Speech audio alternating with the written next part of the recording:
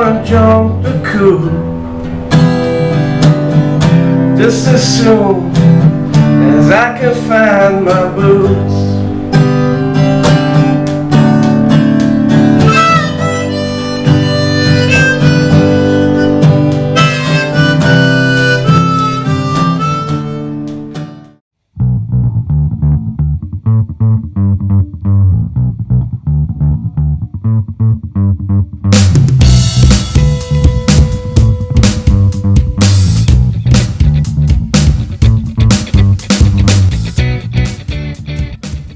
Okay, great. Roman Anton podcast here at the Roman Anton Studios, and I am very pleased to have Matthew Fischer with me here today. Welcome, sir. Hello. We are fellow Wisconsinites, first disclosure. That's fair. Okay. And you just asked me. So I have two details from your background online, Sister Bay and Sturgeon Bay, both Bay cities. Yes. In Door County. Yep. In Wisconsin, which I call the Panhandle, but I think that's wrong, right? What is the thing called? I think we call it the thumb. The thumb from the glove. Yeah. Yeah, okay, I'm with you on that. Yeah. So Matthew Fischer and I are now in Bangkok, and we're doing a podcast today, but we are both from Wisconsin. And believe it or not, that is not the primary reason why I wanted to meet him, but it was an important reason because I'm seeing some similarities and some differences in us, but your music called out to me when I played before you, and the order's important, so I played before you one night at Speaker Box, and Shogun, Frank, and I and Rath were there that night, so all the guys in the room here. And when you played, I thought, wow, this is interesting to me to find this in Bangkok. And so that was a couple of months ago now? Yeah, that was post... Was that post the first lockdown? Right. So we're in 2021 now, and I think Matthew and I were just referring to last year in the COVID lockdown in Bangkok, which was heavy and significant, but effective. And when we came out of that in May, the bars opened back up, and we played pretty quickly after that. Got to have a couple shows. Yeah. Speaker Box is the one you were referring to. Right. One of my favorite places to play. Right. I hope they can open soon. Right. 100% and all of that. Yeah. And so that's really the sort of the beginning of our interactions. So there aren't that many, but I did look online, and you do have a couple of interviews on there, and so there was some interesting stuff for me to hear about. But musically, I really hope we can get to a point today to talk about songwriting and stuff like that. Absolutely, yeah. Yeah, because I'd like that. I want to say it now.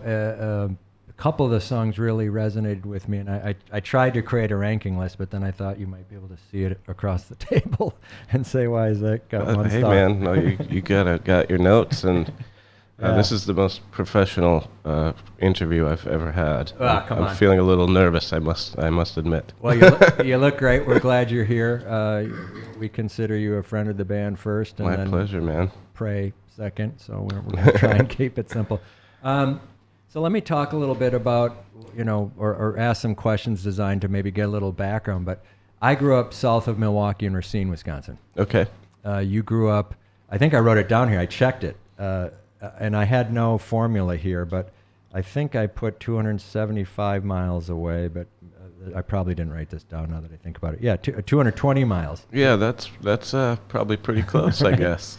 So you were 200 miles to Milwaukee almost, right? To the north, yeah. I was born in Milwaukee, actually. Oh, okay, where? I was born at Milwaukee Memorial Hospital. Huh. Where did you live?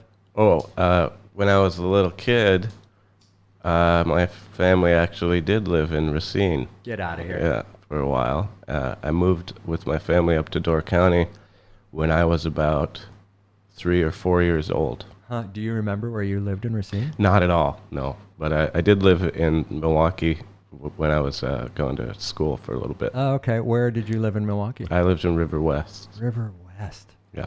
I've never even heard that. Well, what the hell are you doing, man? You haven't been to Linneman's live music joint in Milwaukee, Wisconsin. It must be west. Yeah, it is. What river? Milwaukee River, probably, the right? river. Okay. Yeah. The river in my mind is the Root River in Racine, Wisconsin. No, not that one. All right. Yeah. could be the Fox River that we're talking about. It might be the Fox River. Yeah, there's a couple of biggies, Milwaukee. But anyway, well, that's interesting. So that's my neck of the woods. All right. Yeah. That's. How long has it been since you got back? I go back when I can, but there's years now. Yeah. I was actually just back for Christmas time. Really? Yep. And you came back in quarantine. Yep. Wow, that's how I got those 2 music videos done. Yeah, I was gonna say the parking lot looked like Midwestern fauna. Am I wrong? The parking lot was actually outside of the quarantine hotel. Oh, okay, so that was here. But it was all designed secretly to look like that. All right. So I think what you're referring to was New Year, right? The New Year video. Yeah. Yeah. Yeah. That's a great video. I mean, you have a compelling artistic style that suits the vocal style too. So there's some simpatico-ness there that I like. I have this is the first time I'm disclosing this, but I have a secret approach to creativity, which is make it blurry. Blurry. You know, and that's I've tried to do that sonically as well as visually. Blurry. No, it's not medicinal blurriness. It's actually effects. And that's right. Yeah. Right. But yeah, you know, if there's something about it. You know, you see a old Grindhouse movie on HD, you know, nowadays, and it's like, this doesn't look right. Right. Well, I mean, we can joke about that, but I have a feeling there's some seriousness to it as a theme as well, and so I'm not going to make light of it as either, right? But it is noticeable. It is remarkable, and it's cool, and I think it works. That. Yeah, and there was one live. We just talked about the place where you did this, but there was one live recording, and when you bought the vocal effect, with you, obviously. That was my radio. Right. Which the record that I put out on Panda Records a couple years ago is called Radio Sound, and it is a lot about that radio. Yeah, so I guess, you know, it's funny so Wisconsin, Sister Bay, Sturgeon Bay, grew up there. It's cold. For any of you listening, for those dialing in and meeting two Wisconsinites, we are very used to dangerously cold conditions, right? Very much so. Yeah, I mean, Frank and Shogo are not. Wrath, the coldest Wrath saws in this office, maybe right here. But I tend to overdress in Bangkok, I think, and so do I. I would say I miss Wisconsin because you know, Bangkok has robbed my sense of fashion. Yeah, you know? I can't wear sweaters and cowboy boots around Bangkok. You know, you can. It's sort of quirky and hot. Yeah, if you're that guy. Yeah. I have 2 reasons. 2. The weather is one, but I just, for shows, I remember being taunted as a younger child for being skinny, and I've carried that with me, and so I get on stage and cover up. Bundle up. No, I'm not sure I'm very. I've been called out by members of my band several times for not dressing appropriately on stage. Just sandals and a tank top? Usually. Like, okay, we're playing out here tonight. Wear shoes. I'm like, okay, all right, fine. Oh, okay. So do you wear sandals when you play? You do? I'll do whatever, you know. I'm like I was saying before we turned on the microphones. I probably take myself less serious as a musician than other people do. Well, you know, and here's my first challenge then, and it's far be it from me to issue challenges, but I hear you say that, so I think self-deprecation is great, in particular in a podcast. Great, but... Well, let's get started. Right. You know, but I look at, like, I mean, I just listened, I changed my views on Love Myself, and then I listened to Calling You. You know, what I need I can't explain is not a line of someone not taking their music seriously.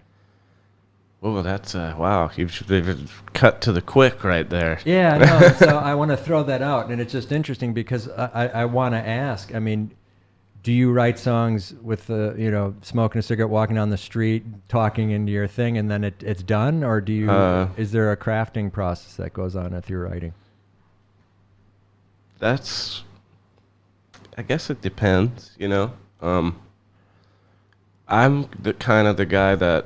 I have a really hard time writing songs unless I'm holding a guitar, kind of, you know, like I'll write stuff down. I'll find, I have notebooks where I'll take around and write stuff and think about stuff. But I don't know. There's something about putting it with the melody that is a lot of the important part. And a lot of times I'll write the hook kind of like, and that'll be what the song gets born out of, So do you write the hook as a melody in your head with words, or do you write da da da da or something? Often it will come at the same time, but I'm kind of I fall back onto the same turnarounds and stuff a lot, But yeah, there's something, my little brother is an excellent songwriter, and we've worked on music together, and we always joke that, like, if there's that one sentence, that, like, the one line, that one part that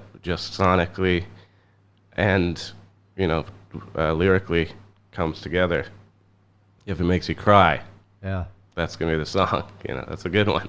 Yeah, I mean, I'm not sure if that was his line or yours, but you seem to be in agreement on it, and I hear you. I mean, yeah. I agree with that, and so it's rare. For me, it would be rare that hook is the first thing I come up with, lyrically. Yeah. Like the words. Right. And you had another line. I mean, just to throw some out there, and I may have this down wrong. Got my head above the waterline, staying up, I'm staying dry. That's right. That whole sequence to me is, as people who like songwriters, as opposed to jam musicians or Sure. as opposed to other things.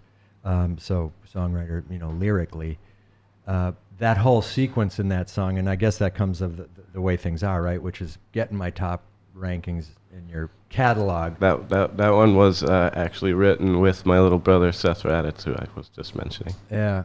So he has a different last name? Yeah, he's got a different dad. His dad is named Mark Raditz, who's also an excellent songwriter. And I apologize for bringing that up. That's inappropriate.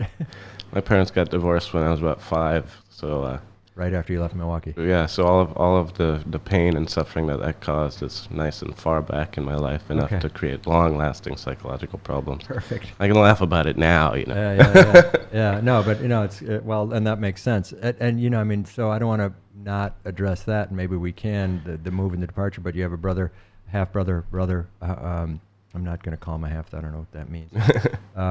But that's a great line, and that's a great storytelling song to me. And to me, that's where it's at. So however you get there, I was like, I wonder, it holds together, and the metaphors that you use, or the words, maybe no metaphors, but the setup of that is very nice. It's just a very pleasant thing to hear. That was, like I said, that was a team effort, and that was kind of like, I have this... often it's a silly approach to it, Like, I'm always telling my little brother, like, just flip it around. Yeah. Say something positive, Yeah. And that was just like, okay, life's great, blah, blah, blah. That ain't the way things are. And so I was like, that's a song. We gotta go there. Yeah. And that's exactly what I wanted to ask you, because I thought, I've got this line, then the way things are, and that ain't the way things are. You call it the way things are, and I thought, okay. So that's not a song that's hasty or not thought through. No punches pulled there, I guess. Right. Yeah. Yeah, so serious stuff for serious listeners, or for listeners who enjoy thinking about music, but at the same time, very pleasant to listen to, so you captured both in that. So that was my challenge, is to say, I don't view that as sloppy or hasty or unthoughtful or, and we can be self-deprecating, say no big deal, but for here and now, I'm going to say, I think that was a big deal. So I'm going to ask you to reconsider your own views of your own music there. Well, perhaps I should. All right, well, a little bit of tension there. Yeah, that's a great song. I mean, and so that, to me, really, I stumbled over that this week, and I hate Spotify, I'm pretty sure. So Spotify, I'm having troubles with. So we're coming straight out of the box. But, and I love Spotify, but I hate Spotify. So I was trying to get back to that song, and you can't. Yeah. You sort of have to go through the drill. Yeah, there's all kinds of navigation. Right, all the world showed me there was, I got to get premium Spotify. Yeah. Which makes me deeper into that's Spotify. like, come on, you're not even going to put the artist's music in the right order for how they released it. Like, What a ball kick that is. So I've had that. This was actually my second sort of interaction with Spotify, and it's an amazing. I mean, it is an amazing tool. The fact that it exists. I mean, It is unbelievable. Fuck you, Spotify. I use you every day. Every day, non-repentant use. Yeah. It's just unbelievable. So it was really fun going through your catalog and having some songs, the ones I liked less, coming up repeatedly. I thought, gosh, does this know I don't like this one? And so I got stuck in this loop, or I like this less. Hammer it into your head. Right. But you did something, and we talked a bit about this, so this may sound a little disingenuous to the listeners, but it's not rehearsed by any means, is you have 4 songs that were designated by the backstroke key. So the name of one of the songs is 1 backstroke, and 2, and then 3 and 4, right? Right. And I called them vignettes, which was the theme of what I wanted to talk about today here, is sort of little snapshots or little pieces, because I was so happy you had those, because I always think about that. Whenever I run into artists who have those on their published works, I love it. Yeah, that's me too. I don't know what it is. What do you... It starts to say you're doing this for you. And if you have listeners who like it, you're happy about that probably, but you're really... It's what you like, and you're putting it down, right? I mean, that's kind of, I've done it in the past on other records too, where like, I think a record is kind of supposed to be that, a vignette and stuff. And I've never really thought of music as like there's a single or something like that as much, and I'm interested in the guy that's putting it out, and what they think and who they are and all that stuff. Just like any good art, like the first thing you think about is how you can relate to the person that made the art, Yeah, that's an interesting point. Because I guess I would assume there's a world of people who aren't interested in the backstory of their artist. Yeah. Or like idiots, a song. I guess. Well, but maybe, let's just say you don't like the Beatles, and then you have a favorite Beatles song. Right. You may not try to figure out Yesterday or anything about it. I mean, which is a compelling story in and of itself, right? Yeah, which is hard for me to wrap my head around, Right, why people wouldn't want to do it. Get some man crush on Paul for that song. Yeah, exactly. Yeah.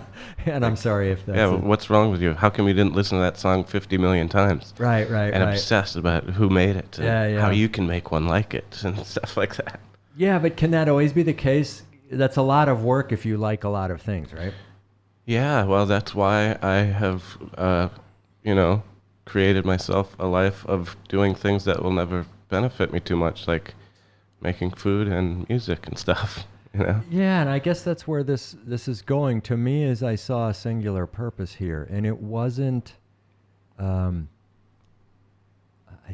was sort of talking about that when we were looking at the supply room here, just walking through. I mean, the idea came up to me as as an artist, I didn't see you unconcerned with the audience. I saw you very concerned with the audience, because you were putting something out there that you were very interested in yourself. And I felt that listening to it. I thought, he wants me to hear this. I mean, he wants me to listen to these 4 backstrokes. Yes. I wish my Spotify would hurry up and get to them so I could do them in the order that it's on their release, because they're natural breaks to some of the songs, right? And some of the segues, I thought, he didn't just throw them in. It wasn't a roll of the dice.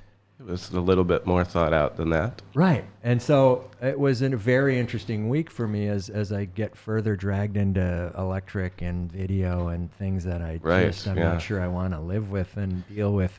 That's a scary place to go. Yeah, and I wonder, getting back to you, the guest of the podcast, let's make it about you. I wonder if I would have had an even better appreciation for you if I'd have downloaded that thing in a format that was pay, right? And did it how you and I probably think, which is side A, song 1 to side B, song... I was actually going to bring you a CD. I brought a couple of stickers and stuff, but I consciously decided, like, this dude doesn't have a CD player. What am I thinking? I got a cassette. See? My record label, Woo Records, little plug there. Yeah, what you got a website? You got a... yeah, we got a website. www.woo, dash WOOO.com. Okay. 3 O's, yeah. All right, did you So get check that? that out. Shogo? Shogo's writing in Japanese, and it looks messy. WOOO-WOOO.com. That's right. Do you have your sound Yeah. effects copywritten? Uh, Woo woo. Actually, you know what? I should consider that. There we go. That's Yeah. I'm going to tell the firm. TM. Copyright that. But I actually, Woo woo. what was I saying now? Well, we put out a tape cassette. Oh, awesome. Yeah. I got to show you something then that we did. Heck yeah. We released our MP3 on a fake tape. Oh, that's awesome. So, And someone asked how's me, it plug in? What is this thing? I said, oh no. I did- Utterly lost. We've released several formats by now. Do you have? Yeah, you got one of those? Yeah. Bring that out. Yeah, Shogo, can you grab that cassette? sorry, guys. Shogo's over in the background. Shogo's the drummer for Roman Anton. He's and he's an doing all the behind the scenes work here. But he's the man, so he knows that. All right, so this is launch 1, Tierra del Fuego. Okay. All right, figure it out, bro. Figure this out. Oh, I can see it already. This is awesome, though. But yeah. That's not my idea, because obviously someone made this. Right. But we put our stuff on there. Frank did all that. Frank did an awesome job designing This is that. awesome. Right? And I want to we have 8 of those ready to bundle. It's all recorded, Really? studio recorded. So this is our future is settled, and we're just going to roll through these here. Yeah, all right. Well, and this gets to the point that I'm trying to raise with you is the medium. I mean, we love Spotify. We both said that. That's right. We hate Yes, we do. Spotify because it does other things. And, you know, it bundles things in a way that you may not recall. And so this is a setup. So I'm handing you this, and I got the other 8, and we're going to have them in a form and format. And so I start to wonder when, you know, how you let these go and when you let these go and in what form and in what fashion. That's always troubling to me. Yeah, that's it. I mean, you know, my wife just got me Nick Drake's Pink Moon on vinyl for my Christmas present. So, like, Yeah. obviously, that's still something that has to remain magical. I guess vinyl's resurging, which is cool. I put out 2 LPs on Woo Records. Yeah. So, yeah, what is the format that sticks around? I like playing with old stuff that, you know, but it's like, it's just not consumable. I don't know.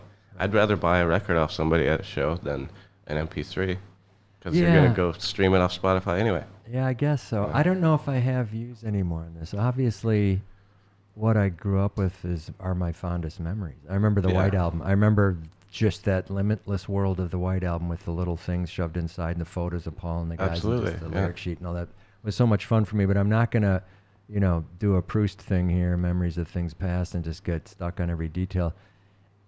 But I'm extremely frustrated when I have converted my albums to CDs to, you know, 4,000 of them to a computer that you have to have 60 hard drives, and the cloud, which costs you $1,000 a month to store that. I said, this isn't really fair. I was actually just talking about that yesterday, about how people don't even want a MP3 anymore. Right. People don't want to be responsible for their collection of media. Right. You know? Yeah. That's the way the world's going. No one's even collecting MP3s. Like, that's sadly the way it is. Right. That's an unwelcome thing to put in someone's hand because now they have Now to. you have to go put it on your hard drive space, you know? If you have that input, right? Yeah. Because you have to have. Yeah, what is this? Is it USB? Half the computers out there now don't even have these on the side. Right. You got to get an attachment. I still got my MacBook with a CD player on it, a CD drive. Right. So, I mean, I'm like, I'm going to hate when I have to get rid of that. It's going to be horrible. So I'm going to liberate and say that doesn't bother me because it's inevitable and I understand that. But I think it gets back to the order of the song. So, you know, getting back to your songwriting, I was very happy, and this gets back to what my introduction was supposed to be, to have run into this music this week and during this time period, because it really is a find for me. And so we talked a little bit about your music writing process, guitar in hand, sitting down. Do you immediately try and commit things you like to some phone or some cassette player, some medium? Yeah, sadly, no. I've probably forgotten all of my best songs. Yeah. And does that give you heartache, or is that just part of your dealing with yourself? Yeah, I mean, so yes to both. Yeah. Right. Right, because I imagine you have a high creative capacity. The output is what the output is when it is. Beating yourself up over not recording things, you either address that or you don't. And it Right. sounds like you take your roll the dice with it sometimes. I go in phases, I guess. Yeah. Where I'll get obsessed about recording, and Yeah. then I just will record everything. And, I'll sometimes sit down and start recording before I know what I'm even going to do. Have the machine on you. And sometimes those Yeah. are the best things I've done. I actually made a record one day called Dead Dreams. This was years ago. The project kind of started. I had this old, like maybe a 4-track or something, cassette recorder. And I sat down in my room in Milwaukee and put a tape in and recorded both sides. Wow. Just songs that I've just made up. So a cassette could have been 30, 45, 60, or 120 minutes. Yeah, it was, luckily it was only 60 minutes. So you did 30 minutes aside. Yeah, and I ended up getting a few songs out of there that I still play and that I've put on real records that I made. Any of these?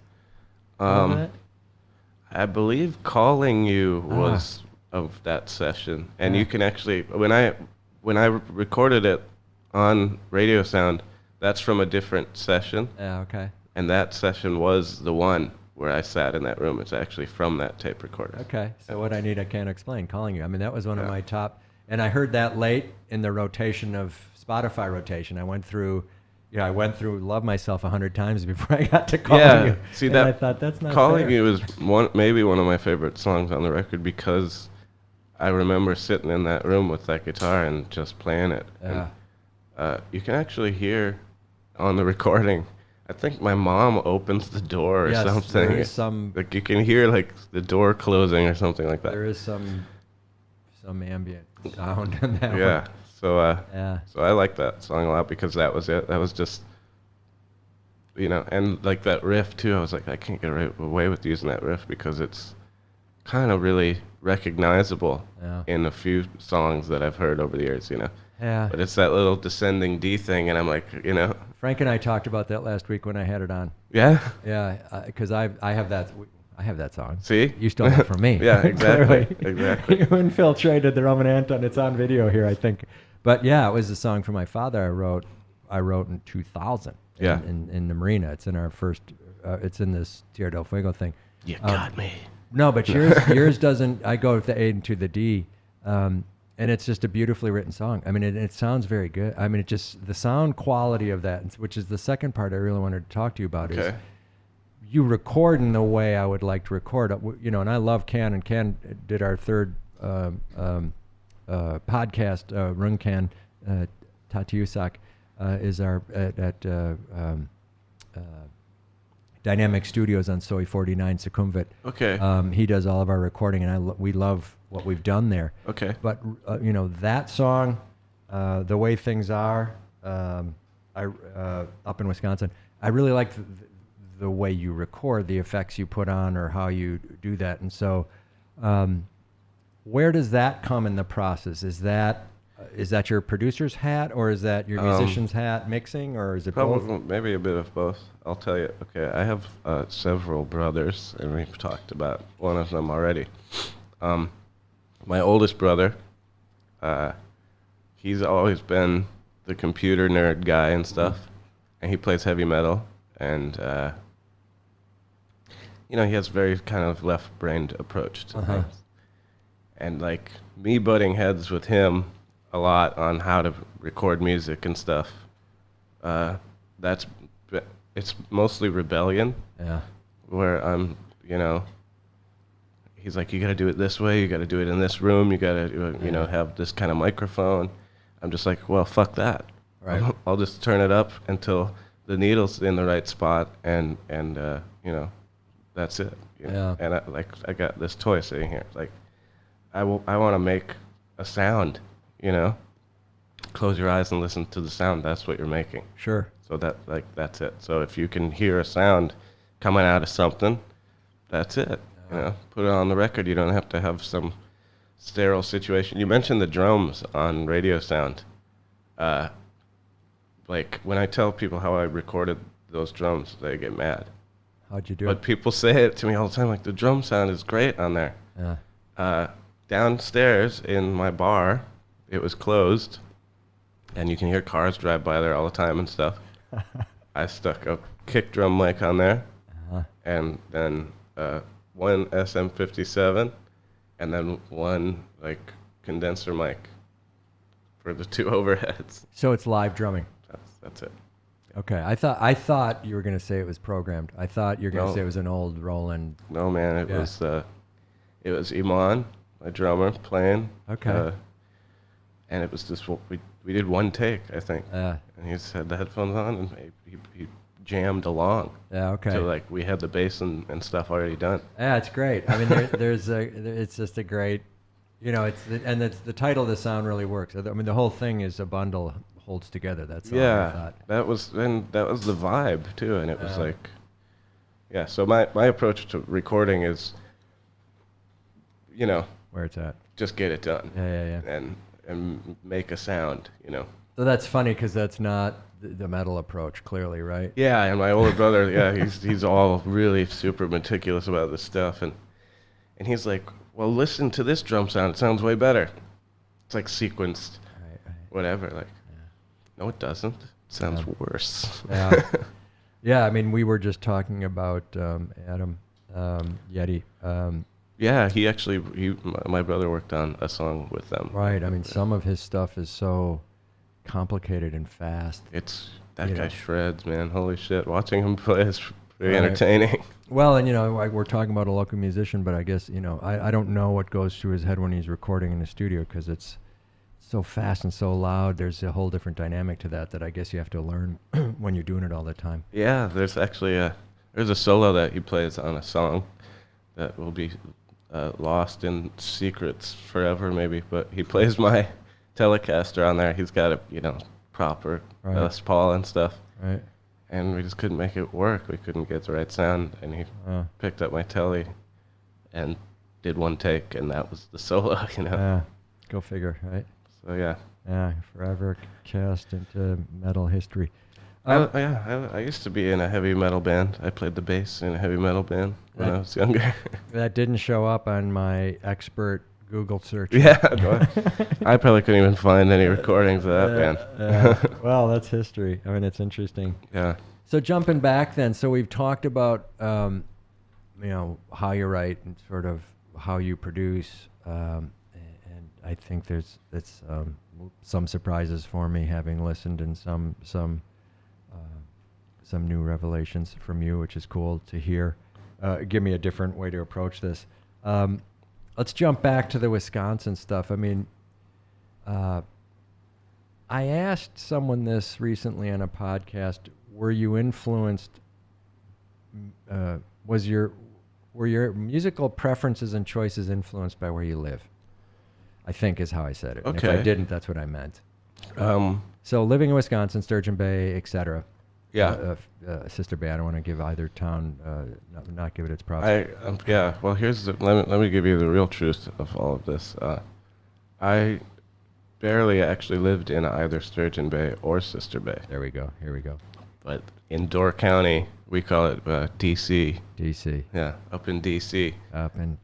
But there's a bunch of little towns with 200 people in them that are kind of close to each other, So I know So I worked Sister in Bay was Sister Bay. 876 people. So you lived in smaller towns than 800. Right. I did. I lived most of my Door County life in Bailey's Harbor. Bailey's Harbor. Yeah. Not even a bay. So Not it's a even. harbor. Not even a bay. Tokyo, 50 million people. Mindanao, 7 trillion people. Bangkok, 200. Yeah. That's Bailey's Harbor, population 200. Awesome. Yeah. Bailey's Harbor. I'm going to write that down for some weird purpose. So, well, that honestly, that's a good segue into the reality of music and how I approach it and stuff. And you know, I always like to say every time anyone's like, "Man, you're really good," I'm like, "Well, I spend a lot of time alone in my room," you know. Yeah. So that's something. And when you're out in the middle of nowhere, and you know, I remember getting so depressed a couple times, and like my friends told me they were gonna come over and pick me up, and like so we could go drive around and smoke weed or something. Right. And they never came. Right. And just how devastating that is when you can't do anything else. Yeah, Like, yeah. yeah. But so yeah, being isolated and stuff, but also my whole family is into music. And when I was a little kid, my parents would sit around the kitchen table and play music, and their friends would come over and play music, and you know, so songwriting has been a part of my life since I was a little kid, you know, and being around people who wrote songs and just knowing that was a possibility, you know. So what was that? What did they play? So did Dad play guitar? Mom played? Yeah, well, so like I said before, my parents got divorced when I was about 4 or 5, and my mom remarried Mark Raditz, who's the father of my little brother. Right. And he has been a songwriter since I've known him. So, you know, actually on the record Radio Sounds, there's maybe a writing credit for another friend of mine, Chris Alley, who's friends with my family and stuff. But they used to sit around the table and sing songs and write songs. Guitars? Guitars, yeah. Oh, yeah. Just guitars mainly. So you have the do-si-do around the table, country style, cold outside Cold is probably outside. their memory. Right? Drinking some beers and smoking weed and stuff, you know, just that's it. So what were their influences? I mean, at 3, 4, 5, 6, 7 to 10, you're really not going to dictate the pace of the party, right? You know, a lot of John Prine I remember from when I was a little kid, and my mom loved John Prine a lot. And I've heard her say one time years ago that, you know, that's why she fell in love with Mark Raditz. He writes songs as good as John Prine. But I remember a lot of John Prine and a lot of Bob Dylan, a lot of Neil Young. And my dad, my biological father, he's been a part of my life, my whole life too. He's like super Neil Young head. So you know, the father figures I had in my life, Mark, giant Bob Dylan fan, and then my dad, Don, giant Neil Young fan. Yeah. So I got to put all that together, you know. Yeah, I mean to say it's no surprise is condescending and stupid, but it's that makes sense to me. Right. That those were around. Yeah. Right. I mean, and so do you have iconic memories of the album cover, or was that too late? No, I mean, yeah, I definitely do. Harvest? Yeah, Harvest was like, just seeing that record, and Blonde on Blonde too, man. Right. Just like, obviously these are hugely important things to me somehow. And like I said, when you're out in the middle of nowhere too, like if you can find a record to put on, and it's, you know, it's like you hear the story all the time, like, oh, we were getting the radio piped in, and you know, Johnny Cash talks about listening to all these country guys on the radio and all that stuff, and it's like, I got a record player, and I get to listen to all these great records, you know. And my mom is, you know, a hippie, and listening to Joni Mitchell and Jethro Tull, and she cleans up the house and stuff, you know. Jethro Tull, yeah. I remember listening to that record a lot when I was like pretty young. Aqualung, yeah. My mom put that on a lot. And Tracy Chapman, for some reason, she liked that record too. That's funny because we have I throw a line out on our second launch, The Changer, here in our song called Mike O'Brien. He was my history teacher in high school, and he was a Jethro Tull fan, and he would play Jethro Tull in the classroom, and we would take notes off the board. Excellent. And Aqualung, you know, that was a significant period of my high school. It's weird to reflect on listening to that song and, you know, growing up and then like listening to it again. Right. This guy's a fucking psycho child molester, man. I don't know. I wonder. No, I mean, yeah, like the song is about this crazy dude scoping out little girls in the park and stuff. Like, Right. oh, Right, and you hope that's just a still a rockin' story. song. Yeah, so we're not going to attribute any ill will that we haven't heard of here, but yeah, no, I mean provocative. So I guess so. Those are internationally known and California-based or elsewhere. So they didn't come from Wisconsin. Was there a local music influence? Well, yeah, that's like, yes. Like I said, my stepdad is a songwriter, and like all my favorite songs are ones that maybe have never been recorded. Me and my brother, there's this band called Dead Miners Union, and this guy Tim Trescott was the leader of this band. Uh-huh.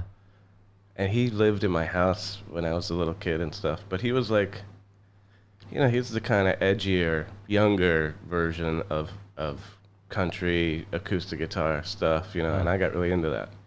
And me and my brother always joke about how, it's his responsibility to catalog all of his dad's songs, and it's mine to try to catalog all these Dead Miners Union songs that have maybe never been recorded. And there's a few that I, like, remembered in my head and figured out how to play later in life just because I wanted to hear the song.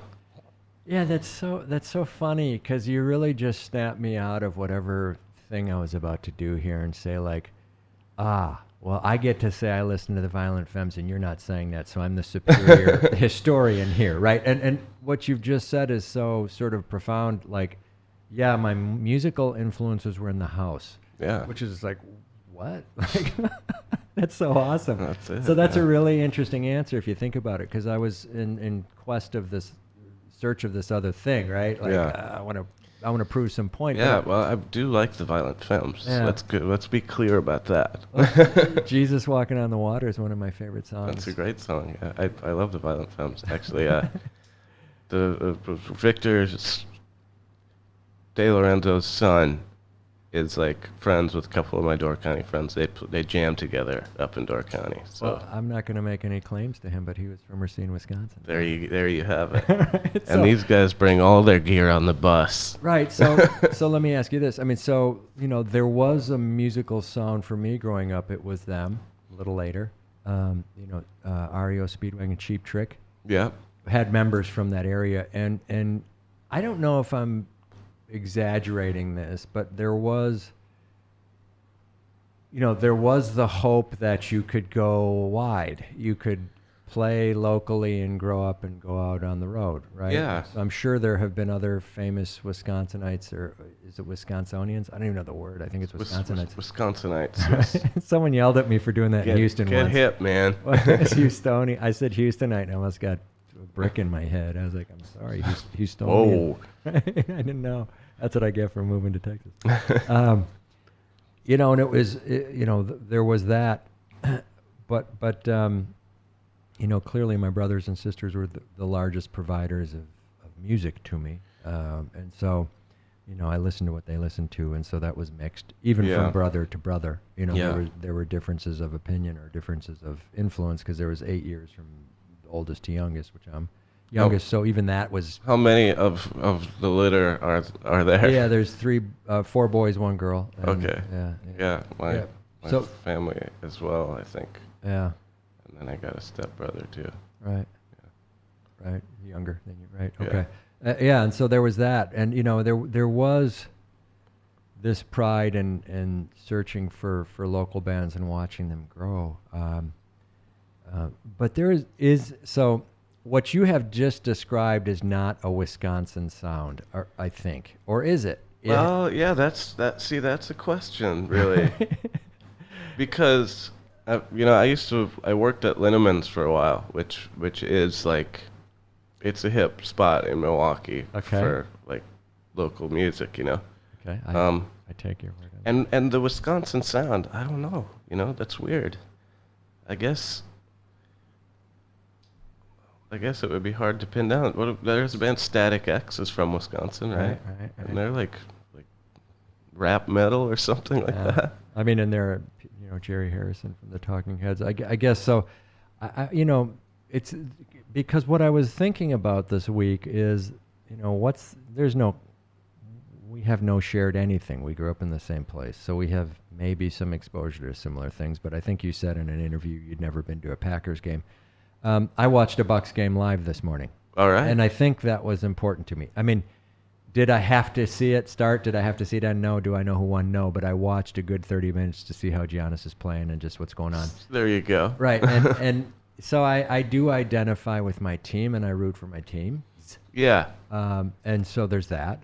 And I like the local acts, and I probably would have liked them respective of quality, but I got Cheap Trick and the Violent Femmes to throw out there, which are two iconic groups in my mind. Absolutely. Right? And so there is a thing called Wisconsin, and we dig further, and we have cheese hats in common, and you will talk maybe about your cheese making enterprise, which is cheese curds.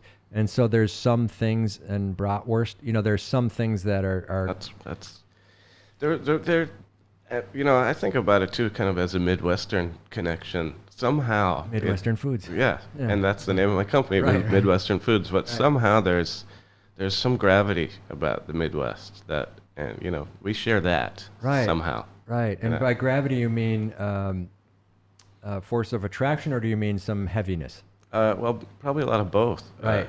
Because there's this force of attraction, and my sense of humor is a good meter. Someone's from the Midwest by the fucked up things they say. Right. The joking will be maybe too quick. Yeah. Right. Like it could I wasn't joking, man. Right. Like, oh, sorry. Right. Like it's a COVID discation, and you make a joke about it, exactly. not knowing, like, well, everyone in my family's sick. Yeah. Too soon is one that I get a lot. But I think there's something about the Midwest that it just brings people together, and it's, when I think of the word home and the sense of home and all that stuff, I don't think I've ever even seen it outside of the Midwest, but maybe it's because it's winter, I don't know, but maybe because that's my home, so I have a biased approach to it. Yeah, so, but if I listen to that I don't know what it stands for. I forgot already. The Bebo, Brewed in Bangkok interview you did with that guy who's awesome. Sid Hunt? Yeah, Sid. Yeah, he's a friend. We okay? Yeah. Okay, sorry. I thought I heard something. He's become a friend, actually. Yeah, great interview. Yeah. And I lost my train of thought there. When I was listening to that interview, here it is. I never get it back when I lose my train of thought. This is a good day for me. Yeah, me too. I mean, I'm surprised we've held this together so well. We gotta give ourselves a pat on the back. You can get another beverage under the table if you need to. Focus on me, Frank. Yeah. Don't look at him. Don't look at him. Look up at the Colonel. I'm waiting for this. Yeah.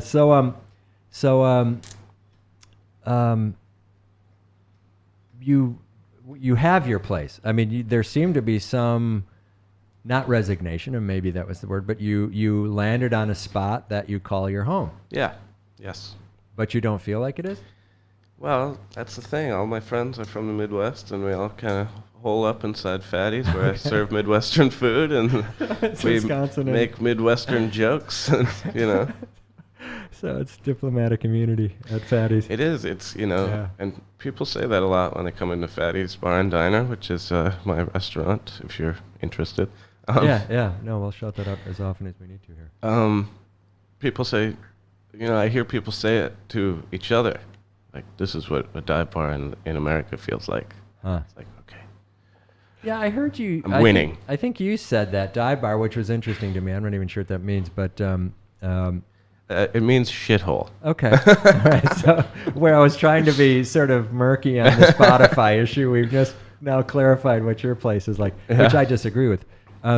Maybe because those are my spots. Yeah. Well, that's I love it. It's greasy spoon, dive bar, all those things that get connotated with whatever it is. That's where I'm at. Well, so let's get into that. So we were talking about Wisconsin. We were talking about home away from home, and you've recreated Wisconsin in Din Daeng, Thailand.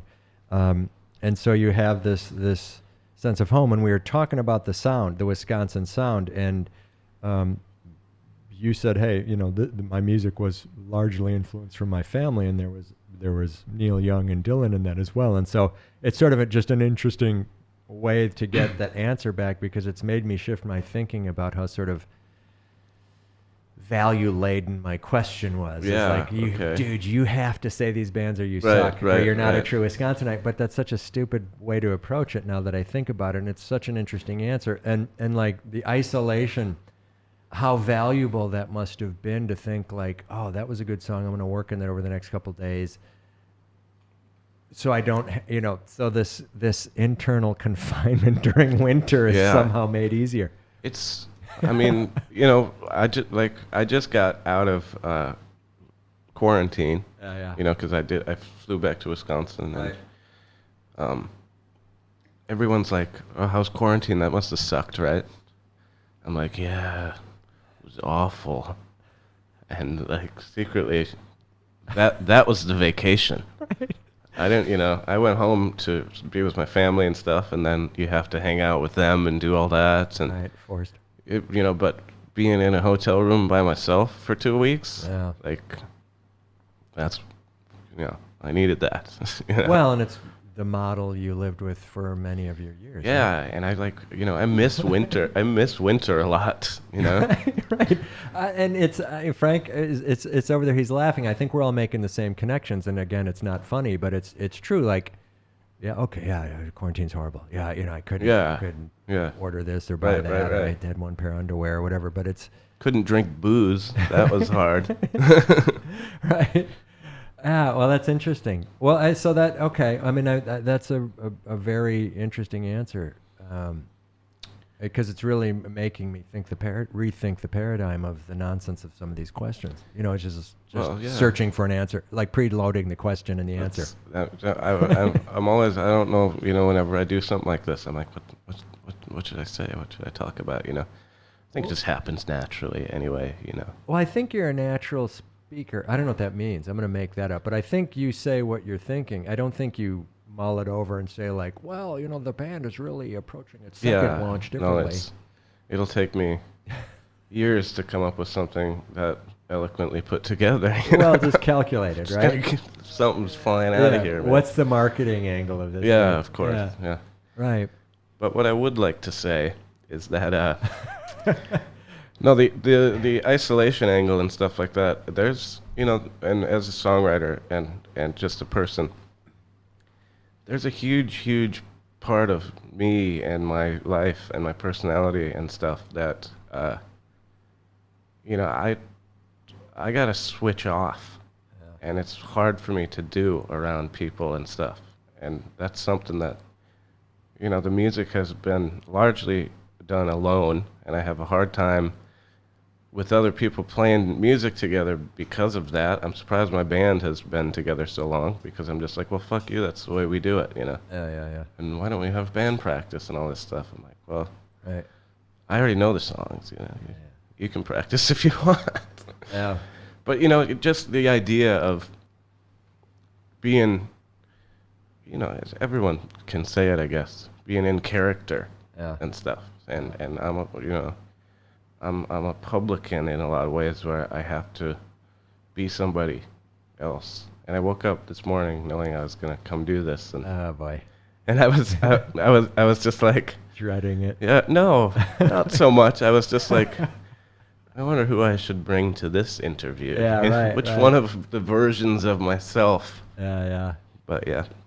And I was wondering what songs to play too. I didn't know if we were gonna have a format of playing songs. Yeah. Yeah. Well, let's talk about that too, because now that you sort of hear what I'm interested in, what I'm doing, it'll see how so versatile you are to pull out something that I actually hated from the collection and I pinpoint that, or if you pull out the one that I said I loved the most. Okay. There it is. No, but it's interesting. I mean, that's yet another good answer, because let's go back to Speakerbox, Soy 59. Eddie Mello runs the place. Good joint. We played there. I played after you or before you guys, and then I had the table right in front of you. I mean, we were literally touching the same floor tile. It was so close. I was very intimidated, and Eddie was like, "Can this guy come and get a spot?" I'm like, "Sure." And then I looked at your Facebook page. I was like, "This guy has 1 billion fans." It's not like that. He should be headlining. Well, and it was, it's what it was. But, to me, what I saw in this was you get up, and apart from the sort of the feeling when I started hearing the open chords of Jeff Tweedy sort of stuff, I thought, oh shit, this is. Hey, I've never sworn on the show. There we go. Well, there we go. Edit that out. Edit that out. Edit that out, Franco. The feeling I got was that. There we go. Yeah. That's the new line. And you were playing it, and it was, I forget what song you start with, but I was like, oh, God, I like this. And then I had people in the room I wanted to thank for coming. I had stuff I thought I had to do. Yeah. And I was watching this, and I sat down, and I was listening, and I liked it, and someone waved me over, and I thought, oh, I'd really like to listen to this. And I thought, I'm not doing myself a service here by getting up and going to talk to other people right now. And I thought, okay. And then you clearly had fans there. They were dancing and stuff. And I thought, okay, this is what people say. And then I looked into your stuff. Then I went to your restaurant. And then I saw and I thought, okay, this guy is part of a tribe. And maybe it's his tribe. And I always hear this thing, build your tribe, build your following, build your group. And I thought, oh, God, that sounds so commercial. Yeah. But with you, I thought, no, it's this group of weird-ass Wisconsinites. Pretty much. But speaking of which, the Viped shirt on here. There you go. Yeah. I don't know what that means. They're the band. We co-founded the Woo Records label. Oh, okay. I'm sorry. They're from Wisconsin. I'm not supposed to know that. They're from Wisconsin. I felt deficient. They're named Viped. Check them out. All right. Well, I got the old Packer logo. Don Hudson had a car dealership in my town. This guy Bird, who's in this band, played for the Packers. No, he owns the Packers. He bought me a T-shirt with the old school Bernie Brewer, the keg logo. Yeah, so old school sports logos, everyone. Yeah. And old school beer references as Yes. well, which are sort of interwoven. Yeah, that's another thing about Wisconsin that's very important to mention. Beer. My wife will get on my case about drinking beer all the time. Yeah. And I'm like, okay, I'm from Wisconsin. It's probably not conceivable how ready an instrument that is for us. Like, yeah, what? Yeah. Too many? Yeah. What do you mean? Yeah. Now what? Yeah. The question would be like, what do you mean you're not drinking beer? Like, well, that's weird. It's not to say either of us are alcoholics, or I'll let you make your own decision, or if that's even a word we have in the syntax. But iced beer in Thailand. Yeah. Adopted or not? Yeah. I mean, I've been drinking beer and ice forever. Okay. We never did that. Would you? But you'd be fishing or something. Well, hey, ice fishing. I think I learned it when I was a teenager. This guy, he was a beer representative, and I worked in a restaurant. I worked in restaurants my whole life. The local beer rep. And he's like, buddies. I'm like, what the hell are you doing putting ice in your beer? He's like, no hangover, man. Hydrate. Genius. Your primary influence was the Sister Bay beer distributor. That's pretty very true. Who's probably kicking you Camel cigarettes on the side, like, hey, smoke these. Yeah, it's good for you. Cigarettes. That's right. Yeah, so the beer component, right, is definitely part of the identity.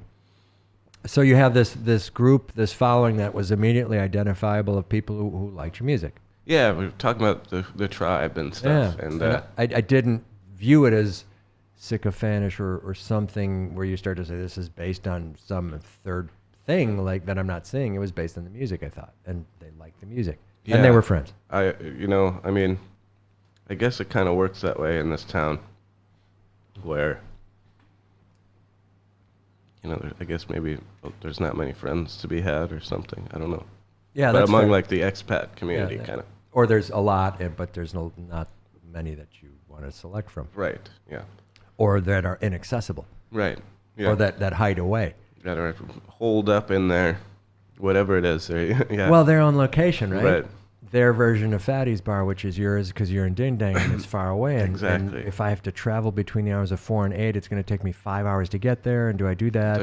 That's such a reality, Right. And I totally dig that. I understand that too, but yeah. It's an urban reality, right? It is. Well, and it could be a rural one as well because you couldn't go visit, Because it's hundreds of miles away. I'll be there in 7 hours. Yeah, exactly. Start walking. But I'm really appreciative of all the people around that have been a part of being my fans and stuff. And Yeah.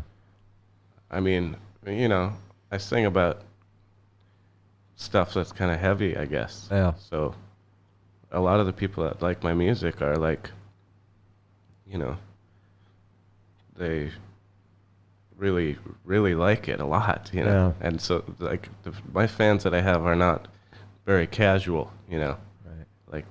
Like we've talked about earlier, how I want to know the backstory and I want to find out what's going on with this person that's creating this art, you know. Yeah.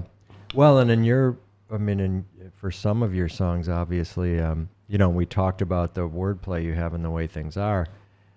Starting that dialogue on a first-time encounter like a podcast is perilous, right? Because and say, hey, you know, these are obviously deep songs. It's not, you know, it's not I Want to Hold Your Hand version. It's more like Sgt. Pepper's or White Album version. And so you're sort of saying, you know, I'm so tired, or one of those songs. It's like, you know, it's like, okay, can I ask you what you're thinking about that? He's like, well, I was tired and depressed. I'm so tired. Like, what do you think? Don't you get it? Yeah. Right. I want to hold your hand versus I want to kill myself. You know?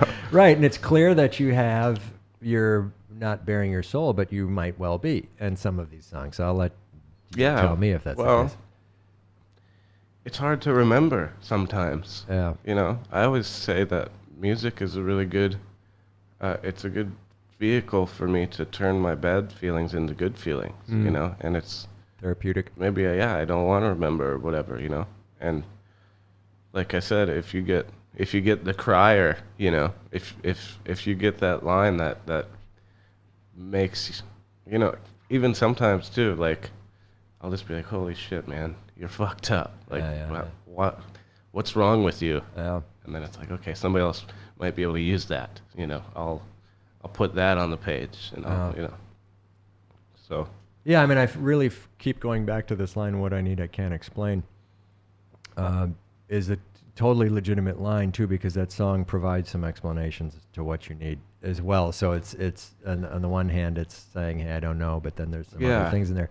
And I thought, well, this is interesting. And going up and being fanboy and asking about it to explain is not the purpose of these questions, but it's... Well, hey, you know, I'm all about it, man. Yeah, but it's interesting to hear that, you know, and so I think I appreciate the structure, and maybe over time, if we hang out or see each other, we can talk more about the songs. For sure. But it's interesting. I just want to point that out. To me, as someone who tries to write songs... well, you've had some success. Don't sell yourself short. Well, yeah, but even that, but you know, even listening to it, it's interesting hearing it. You know, when I was sort of, oh God, because first time listening is important to me. Like, I don't take that for granted that I can be doing other stuff or cutting the grass, or not that I've ever cut the grass, but you know what I mean. Like, I sort of ever cut grass. Well, I have, but like in Bangkok, there's no grass near me. You know. Listening, you know, I mean, obviously, I think that, you know, the people say that a lot, like, oh, this will grow on you. I'm like, I don't think so. Yeah. You know, like, if I'm not blown away by something, obviously there's different depths of music to get into and stuff like that, but, you know, there's something about it. If it's not magic, it's not magic, and it's not worth your time. I always say that there's two kinds of music in the world. Everyone's like, what kind of music do you like? I say I like all kinds of music. There's two kinds. There's real music and fake music, and I like the real music. You know? And if you're making music to sell a fucking record or something, then you know, go home. Or that's fine. I guess that's the way of the world, but that's not how I consume art or humanity. You know, that's I don't care about that stuff. I'm trying to grow my soul here, which is tough. So stay out of my way unless you're getting into that, you know. Yeah, so I mean, so you get here, and if I've listened to the other interviews, you get here in the 2000s, in that decade, and you set up shop here, and it's a little bit of a search to continue some of your skill sets forward, playing music, and also you open up a restaurant, Fatty's Bar, which is on... And I think it says on Google in the Din Daeng area. In Din Daeng, which is my neighborhood. I love it over there. Yeah, and so we'll have to talk about parking on that later. But There is no parking. I'll just get around that right now. And so you're out there, you open this restaurant, but you also have an eclectic menu that represents, like we said, like Wisconsin. And so food that I haven't seen in Asia represented that often, unless it was like in a German, like Baiado or something, would have a bratwurst or a sausage that we're used to, but you have some Wisconsin food. And you also make a cheese product, a cheese curd. Yep. Through your Midwestern Foods. Midwestern Foods, and you sell that. Yes. And so Iron in the Fire is how I heard you describe it before. So music, restaurant, food making. Too many. And then I think you had some beer, some draft beer proclivities in your. Well, I've played around with that. Yeah. So. I also make leather lingerie. Right. There you go. Because there's great craftsmen here that can help you with that and do it easily. Yeah. Well, also it's just something that's a hobby of mine. I make leather masks as well, and I sell them. I like making stuff out of leather. The breathing mask? Well, that's they're actually modeled after the plague doctor masks of the 1500s. Okay. It's funny. My wife's dad was at the restaurant a couple of months ago, and I had one that I just finished. He's like, "What's this?" I'm like, you fill it full of flowers, and so you don't catch the plague.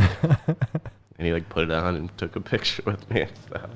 So we'll have to see those if you have those. We're going to stop by. So I guess each Roman Anton podcast, we have an interview like this, and then you've been kind enough to bring a guitar with you to play today, and then we'll go hit the road to a favorite spot in Bangkok, which I asked if it could be your fatties. Yeah, well, let's we can talk about that later then. And so we're looping around to you open that bar. So I want to ask this. So you have. And we'll focus on me now while he fixes his. Can you change this later? Yeah. I ask now, so we're so lazy for the editing because Frank has to spend hours rendering all this that I'm trying to limit the edit. But that noise was a water bottle opening. Yeah, it's carbonated water. And so I wanted to loop this back around to what is your life zero sum? Does everything equal 100%? And if you do more masks, you do less music. I think the answer obviously has to be, well, I can't be doing both at once the way I want to. So, but one feeds into the other. Is music your priority, or is your wife and family the priority? Is everything the priority? Is nothing the priority? Are you too chronically depressed for anything to ever be a priority, or are you too tremendously upbeat that you do everything at 100%, you don't sleep? Or how does the blend work here when you're sort of multidisciplinary? So you're making cheese, and this isn't an easy process, or if it's an easy process, it has a health and safety consequence to it, so you can't fool around. Right. You can't fall asleep with it in your hands, and then so you got to tend to it, right? Yeah, well, I mean, luckily, the cheese-making factory is kind of doing its own thing. There you go. So I don't actually put my hands on any cheese these days, so that helps. I don't really cook much at my place anymore. But what do I do? How do I stay productive? I mean, is music priority one? No. Is fatties priority number one? Yeah, I guess. I mean, not really. It shouldn't be, because it doesn't make any money for me. My priority is usually to not kill myself. Yeah, right. So it's really, you have these things, and they're things that you like to do. You don't get pushed into going to teach a class or work at a healthcare facility anymore, because you're saying, look, that's a road to nowhere for me mentally, because it just kills me every day. On day one, you described it as. How did you know I worked at a nursing home? You mentioned it. Oh, okay. So, in one of your prior podcasts, so I mean, I think you're giving me the answer is you pursue these things, and I see this in the interview process, but also in the artwork and sort of the places. This is what you do. Yeah. Yeah. It's not you're waiting for a train to come, and in the meantime you're going to go work at Merrill Lynch, day trading. Yeah. It's like you're doing what you do. That's what I do, man. Right. And that has been the one theme that I've seen through the material, and especially in the music, is I'm addressing today's struggle. And for some reason, I feel like publishing this to the world. Yeah, kind of. Right. Yeah. And so that's, to me, you are rapidly running to the Tom York, Jeff Tweedy profound moments that I tend to find when I listen to their stuff sometimes, where the lyrics are like, well, if you can understand them or hear them, or if you can get the lyric video, or if they release one, or the Dylan or the Neil Young, and you're like, Yeah, wait a minute. You know, you're ticking all the boxes here. I've said this before, and this is just maybe worth mentioning. You know, like, I see people, and I said this about fake music and stuff like that. And it's my food and my whole thing. Like, all these, how many times have you gone to a restaurant in Bangkok and said, oh, they have a hamburger on the menu? And it's not that. Like, if you're going to make a hamburger, why don't you make the best hamburger that you can? Yeah. And some people are just like, well, why would I do that? I'm selling these hamburgers. Yeah. And I'm like to myself, I'm up against these guys. I'm up against Bob Dylan. You know, like, I can't be like, well, no one's ever going to be as good as Bob Dylan. Right. Fuck that. I am. Yeah. Right. And it takes a lot of effort, and therefore I tend to try hard at stuff, and it's hard.